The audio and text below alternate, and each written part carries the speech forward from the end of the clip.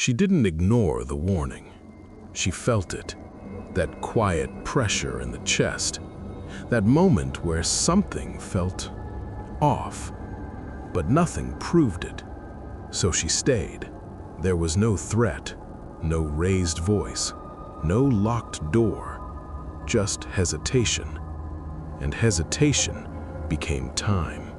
By the time she understood what that delay meant, the situation already had a shape.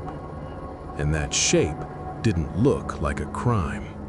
That's where this story really begins. The line that was already crossed. After the verdict, people asked the wrong question. They wanted to know how a jury could convict without a body, without witnesses, without forensic proof. But the case was never really about what was missing. It was about what was already there. Investigators revisited the timeline again, not to find violence, but to understand hesitation. Minute by minute, they mapped the interaction, not what happened, but what didn't. Every pause, every delay, every moment where nothing happened, but something changed. They noticed something disturbing. The moment most people imagine as the turning point never existed.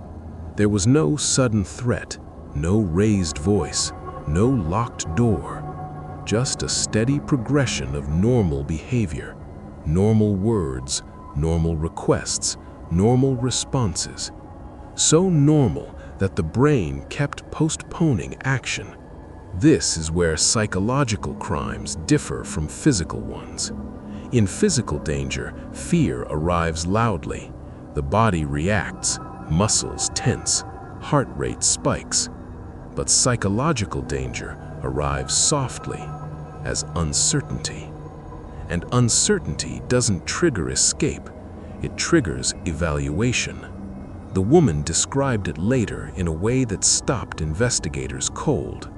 She said she felt like she was always almost sure she should leave, almost sure something wasn't right, almost sure she was overthinking. That almost kept her still. When investigators replayed the interview footage, something else became clear. The man never pressured her to stay. He never needed to. He allowed silence. He allowed hesitation. And every time she didn't act, the situation normalized itself. Psychologists call this the normalization of deviance. When small boundary violations go unchallenged, the brain quietly reclassifies them as acceptable. Not safe, just acceptable. And once something becomes acceptable, it stops triggering alarms. This is why victims often say the same thing afterward. I didn't think it was serious enough yet, because the brain waits for seriousness to announce itself. Criminals know this, so they stay just below that threshold.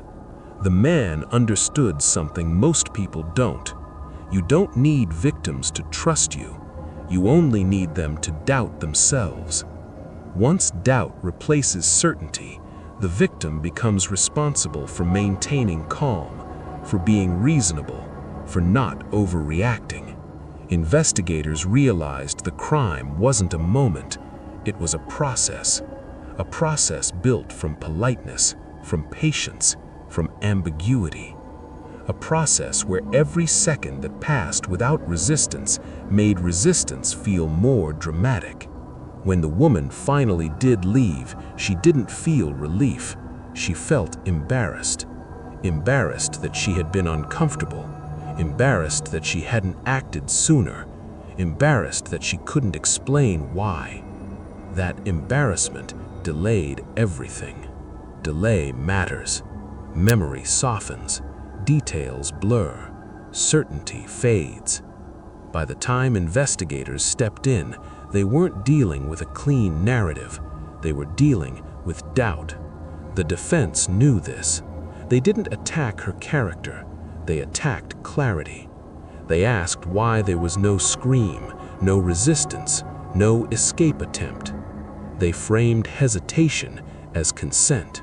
But prosecutors focused on something else: pattern. They showed how the same emotional structure appeared again and again. Different locations, different people, same early unease, same delay, same confusion afterward. None of the victims described violence. They described pressure. The pressure to stay calm, the pressure to be polite, the pressure to wait for proof.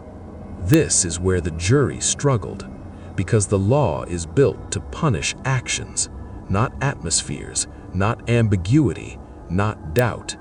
Yet something unmistakable remained. The man didn't create fear, he created uncertainty. And uncertainty kept people still long enough for harm to occur. When the guilty verdict was read, the room didn't erupt. There was no relief, no triumph, just silence. Because everyone understood what the decision meant. It meant that sensing danger isn't enough. It meant that waiting for proof can be dangerous. It meant that the absence of obvious harm does not equal safety. But the story didn't end there. Months after the conviction, new information surfaced. Not inoculating evidence, something worse.